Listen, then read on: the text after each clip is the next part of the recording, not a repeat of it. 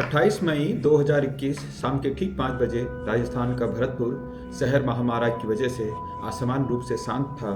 Neem the gate colony सड़क पर मुश्किल से कुछ वाहन दिखाई दे रहे थे।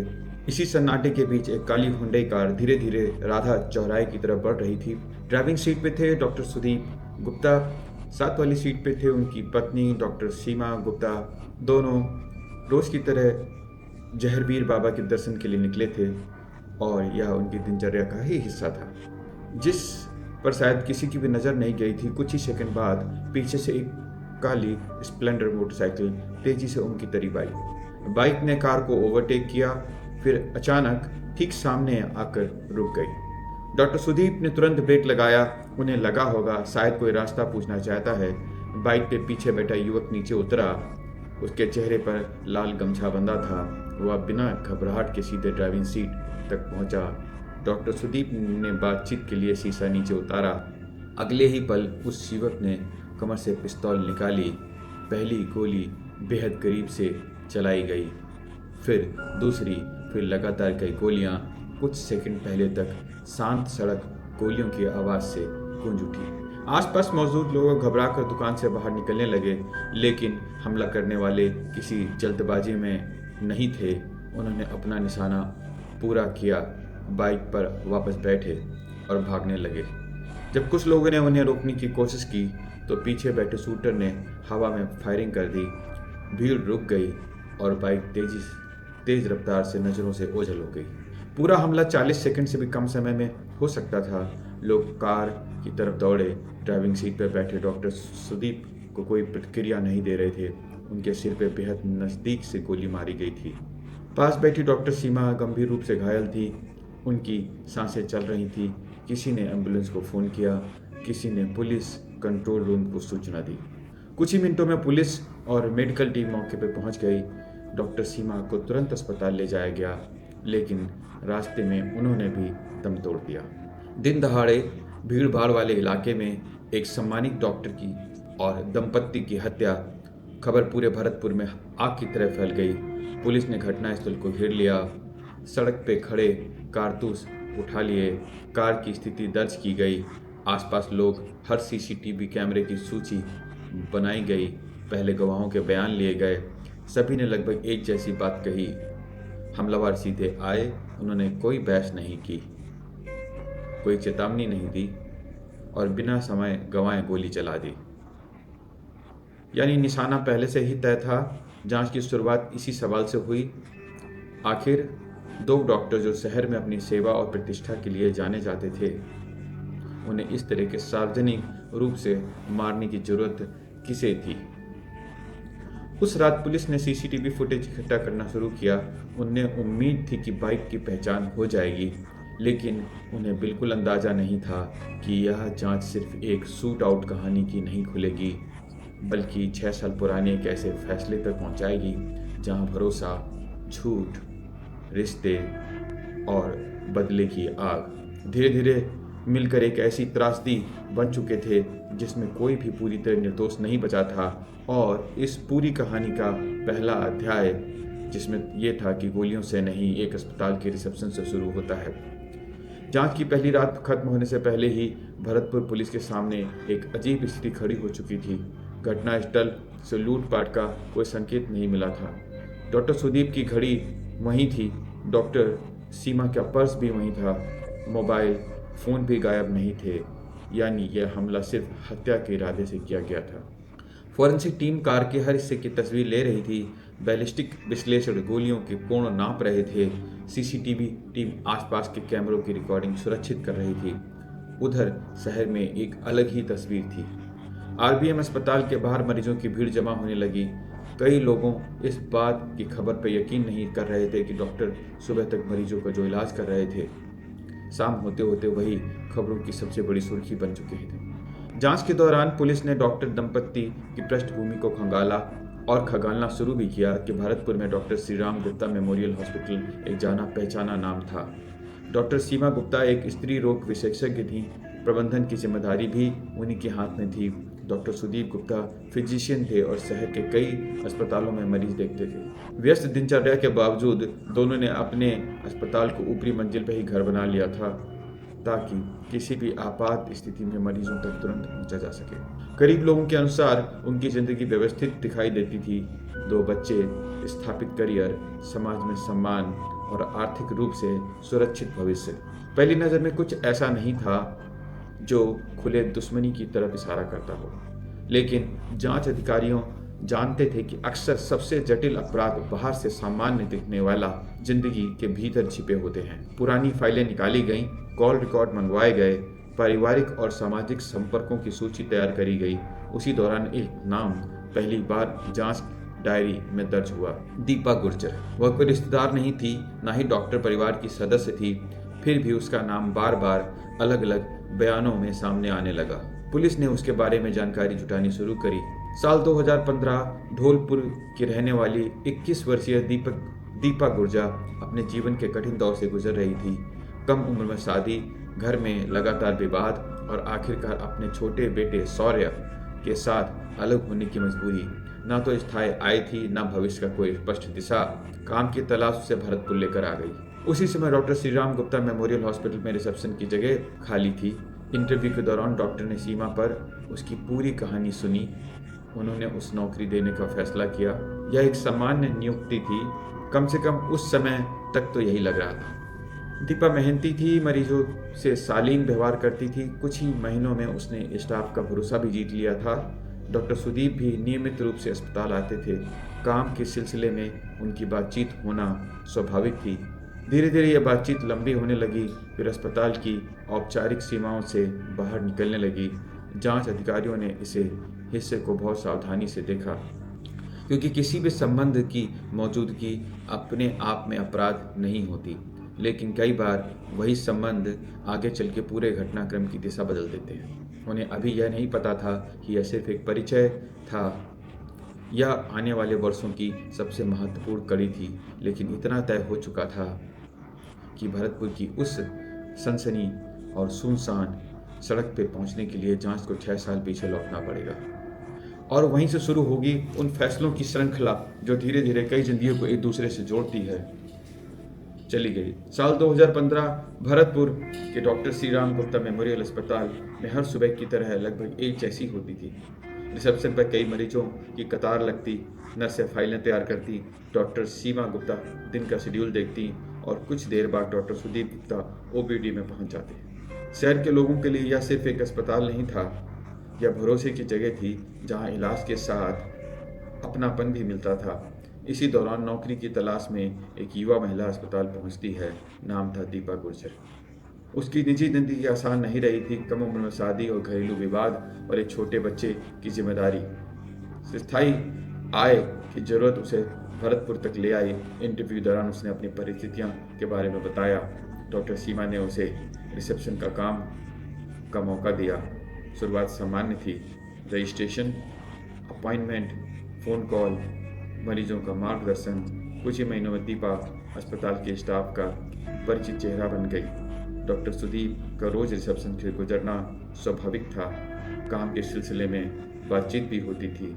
जांच के बाद सामने आया कि समय के साथ यह पेशेवर परिचय निजी बातचीत में बदलने लगा। पुलिस ने इस हिस्से को विशेष सावधानी से दर्ज किया, क्योंकि किसी भी व्यक्तिगत संबंध का अस्तित्व अपने आप में अपराध नहीं होता है। जबकि वही संबंध किसी बड़ी घटना से जुड़ने लगे तो उनकी पूरी टाइमलाइन समझना जरूरी हो। उधर अस्पताल का काम पहले की तरह चलता रहा। मरीज आते रहे, इलाज होता रहा। बाहर से देखने पे सब कुछ सामान्य दिखाई देता था। इसी बीच जांच टीम ने डॉक्टर दंपत्ति के पुराने कर्मचारियों से बात करनी शुरू करी। अधिकांश लोगों ने एक जैसी बात कही, अस्पताल अनुशासित तरीके से चलता था। डॉक्टर सीमा प्रशासनिक फैसलों में सख्त थी। डॉक्टर सुदीप मरीजों के बीच लोकप्रिय थे। किसी ने भी खुले विवाद का उल्लेख नहीं किया, लेकिन कुछ गवाहों ने इतना जरूर कहा कि समय के साथ अस्पताल के अंदर कुछ रिश्तों को लेकर चर्चा होने लगी थी। इन चर्चाओं का कोई आधिकारिक रिकॉर्ड नहीं था, न कोई शिकायत, न कोई पुलिस रिपोर्ट। फिर भी जांच अधिकारियों ने इस जानकारी को नज़रअंदाज नहीं किया। उन्होंने मोबाइल रिकॉर्ड मंगवाए, पुराने संपर्कों की सूची तैयार करी और घटनाओं की तस्वीरों को एक टाइमलाइन रखना शुरू किया। इसी प्रक्रिया में एक और नाम सामने आया, अनुज गुर्जर। पहली नज़र में उसका डॉक्टर परिवार से कोई सीधा संबंध नहीं दिखाई देता था, लेकिन कॉल रिकॉर्ड में उसका नाम कई बार उन लोगों के संपर्क में मिला जो पहले से जांच के दायरे में थे। अब पुलिस ने जल्दबाजी में निष्कर्ष निकालने की बजाय पैटर्न देखना शुरू किया। किस तारीख को किससे बात हुई, किस समय मोबाइल किस टावर पर सक्रिय था और कौन से नंबर लगातार एक दूसरे के संपर्क में थे। डिजिटल डेटा ने एक नई तस्वीर बनानी शुरू कर दी। उधर भरतपुर में डॉक्टर दंपत्ति की हत्या का कई दिन बीत चुके थे। लोग अभी भी यही मान रहे थे कि यह किसी पेशेवर शूटर का काम है, लेकिन जांच टीम का ध्यान अब गोली चलाने वालों से ज़्यादा उन लोगों पर था जो शायद पर्दे के पीछे पूरी योजना तैयार कर रहे थे। इसी दौरान सीसीटीवी फुटेज की एक और परत सामने आई। हमले से पहले कई दिनों तक एक मोटरसाइकिल उसी इलाके में अलग अलग समय पर दिखाई दी। हर बार कुछ मिनट रुकना, फिर वापस लौट जाना या सामान आवाजाही भी हो सकती थी, पर किसी को रेकी इस संभावना की पुष्टि के लिए पुलिस ने आसपास के दुकानदारों से दोबारा पूछताछ की। एक दुकानदार ने बताया कि उसने एक ही बाइक को कई बार देखा था। दो युवक आसपास रास्ता देखते थे, लेकिन कभी किसी दुकान पर नहीं रुके। यह बयान जांच डायरी में दर्ज किया गया। अब पहली बार पुलिस के पास 3 अलग अलग स्रोत थे, गवाह, डिजिटल रिकॉर्ड और सीसीटीवी। तीनों एक ही दिशा में इशारा कर रहे थे। फिर भी सबसे बड़ा अभी बाकी था। यह योजना कई महीनों से तैयार हो रही थी, तो इसकी शुरुआत आखिर हुई कैसे और कब हुई, कहाँ हुई, और क्या 28 मई 2021 को चली गोलियां असल में कई साल पहले लिए गए फैसलों का अंतिम परिणाम थी। साल 2019 भरतपुर शहर में एक और घटना हुई जिसने उस समय कुछ दिनों तक सुर्खियां जरूर बनाई, लेकिन किसी ने नहीं सोचा कि यही घटना 2 साल बाद होने वाले डबल मर्डर की जांच का सबसे महत्वपूर्ण हिस्सा बन जाएगी। शहर के बाहरी इलाके में स्थित एक विला देर रात आग की लपटों उठने दिखाई दी। आसपास रहने वालों को तुरंत पुलिस और फायर ब्रिगेड को सूचना दी।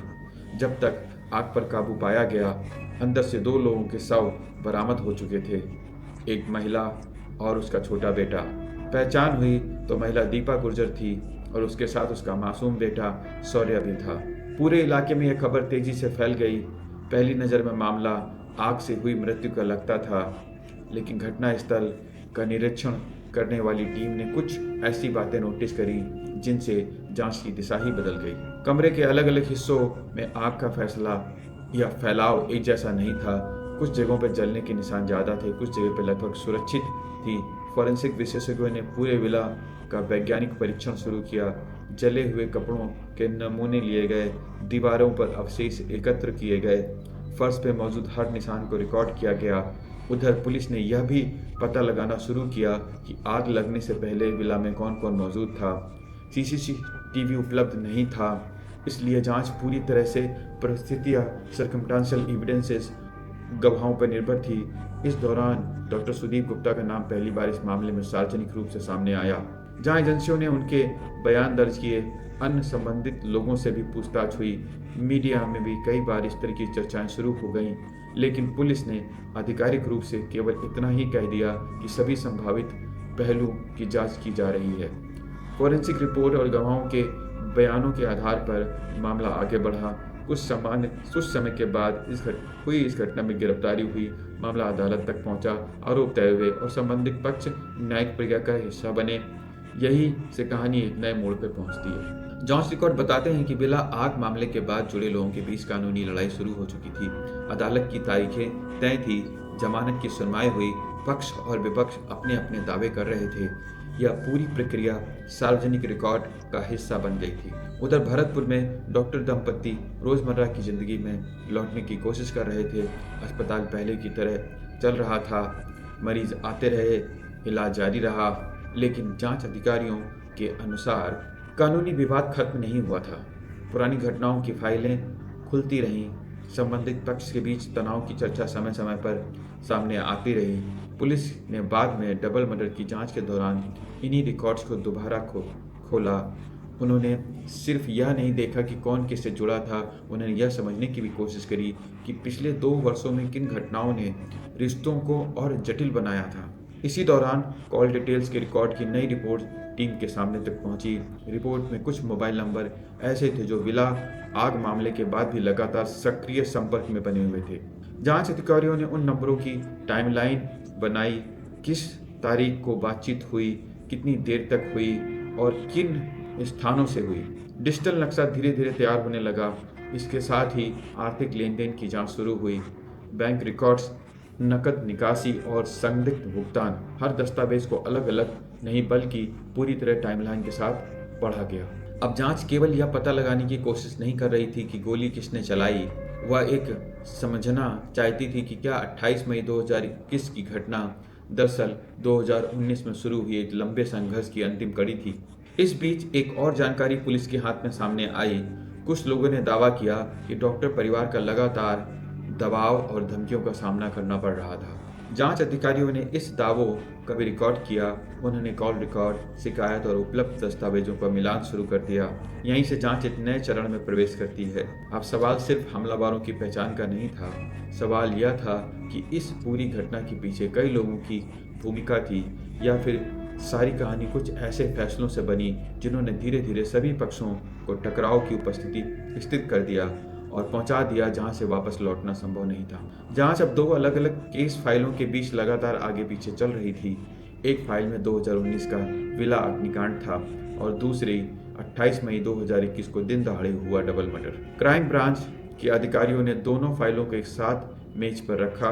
उनका मानना था कि अगर दोनों घटनाएं जुड़ी हैं तो जवाब किसी एक गवाह के पास नहीं बल्कि पूरी टाइमलाइन के भीतर छिपा होगा। सबसे पहले कॉल डिटेल रिकॉर्ड का विस्तृत विश्लेषण किया गया। पिछले कई महीनों के संपर्कों को तारीख के हिसाब से व्यवस्थित किया गया। कुछ नंबर नियमित रूप से एक दूसरे के संपर्क में थे, कुछ नंबर घटना से ठीक पहले अचानक सक्रिय हुए थे और कुछ मोबाइल घटना के तुरंत बाद कई दिनों तक बंद रहे। डिजिटल विशेषज्ञों ने इस पैटर्न को अलग रंगों से चिन्हित किया। अब यह सिर्फ नंबर नहीं थे, यह जांच की नई दिशा थे। उधर बैलिस्टिक रिपोर्ट भी पूरी हो चुकी थी। विशेषज्ञों ने स्पष्ट किया कि हमलावर प्रशिक्षित या पहले से तैयार दिखाई देते हैं। गोली चलाने की दूरी बहुत कम थी। निशाना सीधे सिर पर और ऊपरी हिस्से पर लगाया गया। पूरी घटना कुछ सेकंडों में समाप्त हुई। इससे पुलिस का एक संदेह और मजबूत हुआ। हमलावर मौके पर पहली बार नहीं आए थे, उन्होंने पहले से रास्ते का अध्ययन किया था। इसी संभावना की पुष्टि के लिए आसपास की दुकानों, पेट्रोल पंप और निजी प्रतिष्ठानों के सीसीटीवी फुटेज फिर से देखे गए। सैकड़ों घंटों की रिकॉर्डिंग में एक काली मोटरसाइकिल कई बार दिखाई दी, कभी सुबह, कभी शाम, कभी उसी मोड़ पर जहां बाद में हमला हुआ। हर बार कुछ मिनट रुकना, फिर बिना किसी काम के लौट जाना। यह पैटर्न सामान्य नहीं था। पुलिस ने इसे संभावित रेकी माना और उसी आधार पर आगे बढ़ने की जांच शुरू करी। इसी दौरान आर्थिक लेन देन के जांच एजेंसियों ने कुछ संदिग्ध पैसों के प्रवाह की जांच करी। कम रकम निकाली गई, किस खाते से निकली और किस उद्देश्य से निकाली गई। हर लेन देन को कॉल रिकॉर्ड और लोकेशन डेटा के साथ मिलाया गया। हालांकि उस समय तक कोई एक दस्तावेज ऐसा नहीं था जो पूरी कहानी बता सके, लेकिन कई छोटे छोटे तथ्य एक दूसरे को जुड़ने लगे थे। अब पुलिस ने कुछ प्रमुख संदिग्ध को अलग अलग समय पर दोबारा पूछताछ की। सवाल वही थे, लेकिन इस बार उन्होंने सामने डिजिटल रिकॉर्ड भी रखे गए। कुछ जवाब पहले जैसे रहे, कुछ समय बदल गए, कुछ मुलाकातों का विवरण पहले से अलग निकला। अनुभवी जांच अधिकारियों जानते थे कि सच बोलने वाला व्यक्ति घटना को याद करता है, झूठ बोलने वाला व्यक्ति अपने पुराने जवाब को। यही छोटे छोटे विरोधाभास जांच को आगे बढ़ने लगे। उधर डॉक्टर सुदीप और डॉक्टर सीमा के परिवार भी लगातार संपर्क में रखा गया। पुलिस उनकी सुरक्षा व्यवस्था की पुरानी फाइलें देख रही थी। क्या कभी किसी धमकी, शिकायत दर्ज हुई थी? क्या किसी विवाद की सूचना दी गई थी? क्या किसी ने उनकी गतिविधियों पर नज़र रखने की बात कही थी? कुछ पुराने बयानों फिर से पढ़े गए। उनमें एक बात बार बार सामने आई। डॉक्टर दंपति लगातार हर एक दिन एक ही समय पर मंदिर जाते थे। रास्ता भी लगभग तय था, यानी हमलावरों को किसी अनुमान की जरूरत नहीं थी। उन्हें पहले से ही पता था कि लक्ष्य कब है और कहाँ मिलेगा। यह जानकारी जांच के लिए बेहद महत्वपूर्ण थी, क्योंकि अब मामला अचानक हुए हमले का नहीं था, बल्कि योजनाबद्ध निगरानी का बन चुका था। इसी बीच साइबर सेल ने एक अंतिम तकनीकी रिपोर्ट जांच टीम को सौंपी। Mobile tower data, location map और कॉल रिकॉर्ड को एक साथ जोड़कर बनाई गई टाइमलाइन ने पहली बार कई अलग अलग नामों का एक ही घटनाक्रम में जोड़ दिया। कमरे में मौजूद अधिकारियों ने पूरी रिपोर्ट किसी टिप्पणी की पढ़ी। कुछ मिनट तक कोई नहीं बोला। फिर जांच अधिकारी ने बोर्ड पर एक नई लाइन खींची। 2019 की आग, 2020 की कानूनी प्रक्रिया, 2021 की रेकी और 28 मई का हमला। अब 4 अलग अलग घटना नहीं थी, वे एक ही क्रम की कड़ियां बन चुकी थी। लेकिन अदालत में सिर्फ संदेह नहीं चलता, इसलिए पुलिस को अभी भी एक ऐसी कड़ी चाहिए थी जो योजना, तैयारी और हमले की कानूनी रूप से जोड़ सके। और वही कड़ी थी। अगले चरण की पूछताछ में डिजिटल साक्ष्यों के सामने आने वाली थी। जांच अपने सबसे निर्णायक चरण में पहुंच चुकी थी। अब तक जुटाए गए हर सबूत को एक बड़े डिजिटल बोर्ड पर लगाया गया था। एक तरफ कॉल रिकॉर्ड थे, दूसरी तरफ बैंक लेन देन, बीच में सीसीटीवी फुटेज और सबसे ऊपर 28 मई 2021 की मिनट दर मिनट टाइमलाइन। क्राइम ब्रांच के अधिकारियों ने पूरी घटना को दोबारा समझने का फैसला किया। हमलावर किस दिशा से आए, किस समय पहुंचे, हमले के बाद कितनी देर तक शहर में बाहर निकले होंगे और इस दौरान किन किन मोबाइल नंबरों की लोकेशन उसी इलाके में सक्रिय थी। साइबर टीम ने हजारों डेटा पॉइंट्स का मिलाना शुरू किया। एक डिजिटल मैप तैयार किया गया। उस मैप में कुछ नंबर बार बार एक दूसरे के करीब दिखाई दे रहे थे। यह संयोग भी हो सकता था, लेकिन जब उसी डेटा को सीसीटीवी फुटेज के साथ में जोड़ा गया तो तस्वीर बदलने लगी। जिस समय डॉक्टर दंपति मंदिर की ओर बढ़ रहे थे, उसी समय संदिग्ध मोबाइल भी उसी मार्ग पर सक्रिय थे। कुछ मिनट बाद हमले की जगह के पास फिर और शहर की सीमा की तरफ बढ़ते हुए। अब जांच सिर्फ अनुमान पर आधारित नहीं रही, डिजिटल टाइमलाइन एक क्रम बना रही थी। इसी दौरान पुलिस ने रेकी के पहले और हर पहलू को विशेष ध्यान दिया। पहले कुछ दिनों तक फुटेज दोबारा देखी गई। एक ही तरह की मोटरसाइकिल, लगभग एक ही समय और वही सड़क। इससे जांच अधिकारियों को विश्वास मजबूत हुआ कि लक्ष्य का चयन अचानक नहीं हुआ था, योजना पहले से तैयार थी। उधर पूछताछ का एक नया दौर शुरू हो गया था। इस बार अधिकारियों ने सवाल कम पूछे, सबूत ज़्यादा दिखाए। मोटरसाइकिल लोकेशन, कॉल का समय, सीसीटीवी फुटेज का फ्रेम और दस्तावेज सामने रखा गया। कुछ जवाबों में लंबी चुप्पी थी, कुछ सवालों का कोई स्पष्ट उत्तर नहीं मिला और कुछ घटनाओं का समय पहले दिए गए बयानों से मेल नहीं खा रहे थे। जांच डायरी हर अंतर दर्ज किया गया। इसी बीच आर्थिक जांच की टीम ने भी अपनी रिपोर्ट सौंपी। कुछ वित्तीय गतिविधियां ऐसी थी जो सामान्य दिनचर्या में अलग दिखाई दे रही थी। जांच अधिकारियों ने उस लेन देन को संभावित तैयारियों की दिशा में जांचा। हालांकि किसी भी निष्कर्ष पहुंचने से पहले सभी दस्तावेज का स्वतंत्र सत्यापन किया गया। यही वो चरण था जहां पुलिस हर संभावना को प्रमाण में बदलने की कोशिश कर रही थी। उधर बैलिस्टिक विशेषज्ञों ने अंतिम तकनीकी प्रस्तुत की। उन्होंने बताया कि हमले में इस्तेमाल हथियार से फायरिंग का तरीका यह संकेत देता है कि निशाना पहले से ही तय था। गोली चलाने वाले ने बहुत कम समय में अपना उद्देश्य पूरा किया था। कोई अतिरिक्त हरकत नहीं हुई, कोई घबराहट नहीं थी। पूरी कार्रवाई एक निश्चित योजना के अनुसार दिखाई देती थी। अब जांच टीम की घटनाओं को पूरी श्रृंखला तैयार की। 2015 से एक अस्पताल में हुई मुलाकात, 2019 एक अलग आपराधिक मामला, उसने कई जिंदगियों की दिशा बदल दी। उसके बाद चली कानूनी प्रक्रिया, फिर लगातार संपर्क, डिजिटल गतिविधियां, रेकी और अंत में 28 मई 2021 का हमला। हर घटना अपने आप में अलग थी, लेकिन जब उन्हें समय के क्रमबद्ध से जोड़ा गया, वो एक कहानी ही हिस्सा लगने लगी। फिर भी जांच अधिकारी सावधान थे। वो जानते थे कि परिस्थितियां और सर्कमस्टेंशियल एविडेंस मजबूत हो सकते हैं, लेकिन अदालत हर कड़ी को स्वतंत्र रूप से साबित करना पड़ता है।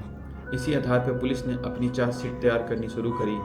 सैकड़ों पन्ने की फॉरेंसिक रिपोर्ट भी जोड़ी गई, कॉल डिटेल रिकॉर्ड भी संलग्न किए गए, सीसीटीवी विश्लेषण शामिल किया गया, गवाहों का बयान क्रमवार लगाए गए और हर दस्तावेज के साथ उसकी समय रेखा भी जोड़ी गई।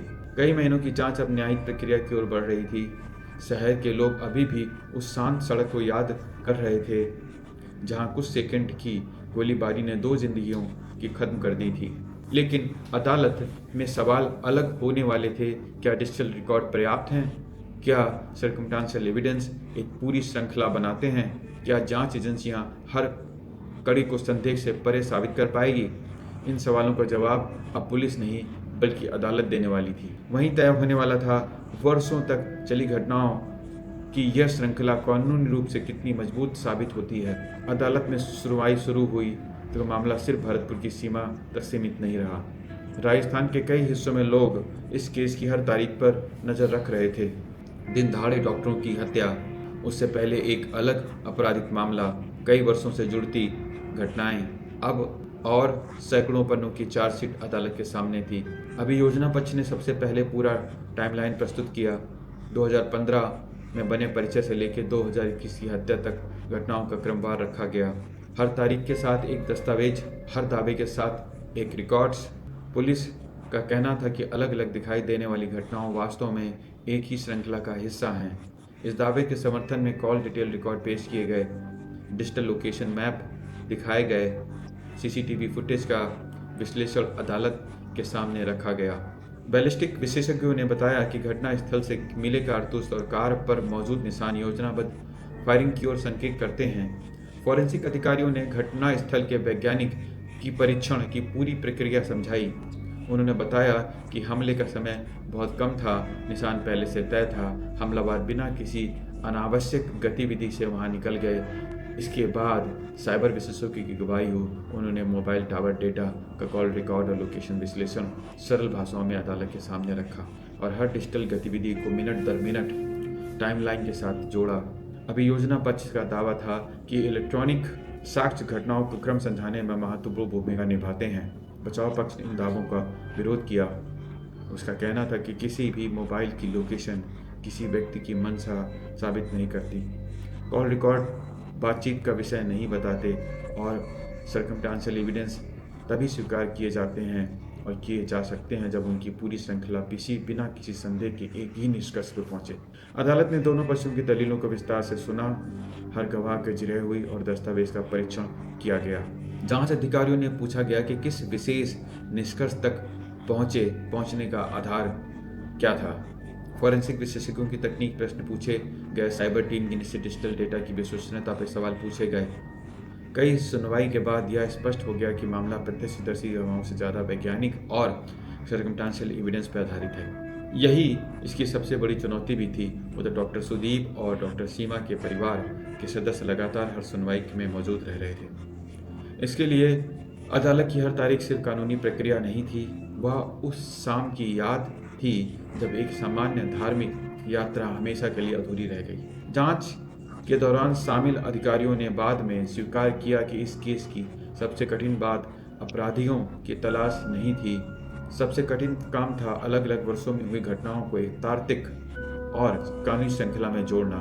डिजिटल रिकॉर्ड की पुरानी केस फाइलों, आर्थिक दस्तावेजों के बयान और वैज्ञानिक रिपोर्ट, हर कड़ी को कई बार परखा गया, क्योंकि अदालत में अनुमान नहीं सिर्फ प्रमाण टिकते हैं। एक मामला एक और महत्वपूर्ण बात भी सिखाता है, योजनाबद्ध अपराध अक्सर घटना वाले दिन शुरू नहीं होते, वो महीनों कभी कभी वर्षों पहले जन्म ले लेते हैं। धीरे धीरे रिश्ते बदलते हैं, विश्वास कमज़ोर होता है, विवाद बढ़ते हैं और फिर एक दिन उनका परिवार पूरे समाज के सामने दिखाई देता है। और इस मुकदमे में अंतिम निर्णय का इंतजार था। क्या प्रस्तुत साक्ष्य न्यायालय की कसौटी पर पूरी तरह खरे उतरेंगे? क्या परिस्थितियां या सर्कमस्टेंशियल एविडेंस कानूनी रूप से पर्याप्त मानी जाएगी? और क्या वर्षों से जुड़ती आ रही घटनाओं का यह क्रम न्यायालय के सामने भी उसी मजबूती से टिक पाएगा?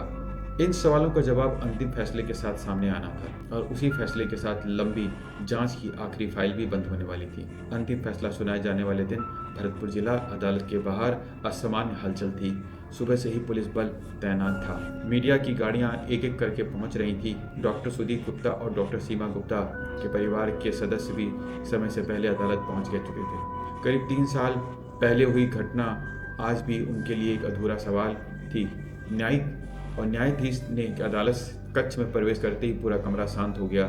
मेज पे कई फाइलें रखी थी और फाइलों में सिर्फ बयान नहीं थे, call details, records, forensic report, ballistic विश्लेषण, CCTV timeline, digital location map और महीनों तक चली जांच के दौरान जुटाए गए सैकड़ों दस्तावेज। अभियोजन पक्ष ने अदालत में याद दिलाया कि यह मामला सिर्फ एक गवाह पर आधारित नहीं था, यह सर्कमस्टेंशियल और साइंटिफिक एविडेंसेस की एक पूरी श्रृंखला है।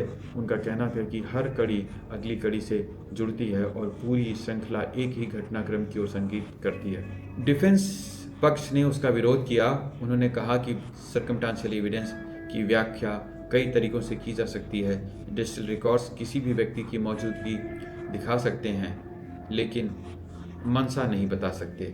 उन्होंने अदालत से हर साक्ष्य को स्वतंत्र रूप से देखने की अपील करी। सुनवाई के दौरान न्यायालय ने जांच एजेंसियों द्वारा प्रस्तुत दस्तावेजों में विस्तार से परीक्षण किया गया। फोरेंसिक विशेषज्ञों की रिपोर्ट भी सबमिट करी गई, साइबर एक्सप्लेनेशन भी, गवाहों के बयान भी और घटनाओं की समय सीमा भी और समय रेखा भी। कई दिनों तक चली दलीलों के बाद अदालत ने अपना निर्णय सुरक्षित रख लिया। अब फैसला सुनाया गया। अदालत ने स्पष्ट किया कि किसी भी आपराधिक मुकदमे की सर्कमस्टेंशियल एविडेंस तभी स्वीकार किए जा सकते हैं जब उनकी पूरी श्रृंखला बिना किसी तार्किक अंतराल के एक ही निष्कर्ष तक पहुंचती हो। न्यायालय में उपलब्ध साक्ष्यों का मूल्यांकन करते हुए उन्होंने अपना निर्णय सुनाया। फैसले के बाद अदालत परिसर में मौजूद लोगों की प्रतिक्रिया अलग अलग थी। किसी के लिए यह न्याय था, किसी के लिए एक लंबे समय का संघर्ष खत्म हुआ और किसी के लिए दो ऐसी जिंदगियों की याद जो कभी वापस नहीं लौट सकती। लेकिन इस मामले में सबसे बड़ी सीख अदालत के फैसले से भी आगे जाती है। डॉक्टर सुदीप और डॉक्टर सीमा की जिंदगी बाहर से लगभग आदर्श दिखाई दे रही थी। एक सफल अस्पताल था, सम्मानित पहचान थी, स्थिर परिवार और समाज में प्रतिष्ठा। फिर भी वर्षों में लिए गए कुछ व्यक्तिगत फैसला, अनसुले विवाद और लगातार बढ़ता टकराव धीरे धीरे एक ऐसी स्थिति तक पहुंच गया जहां हिंसा ने सब कुछ समाप्त कर दिया। क्राइम इन्वेस्टिगेशन के विशेषज्ञ के अक्सर कहते हैं कि कोई भी योजना अपराध के दिन में पैदा नहीं होती, उसका शुरुआत बहुत पहले ही हो चुका होता है।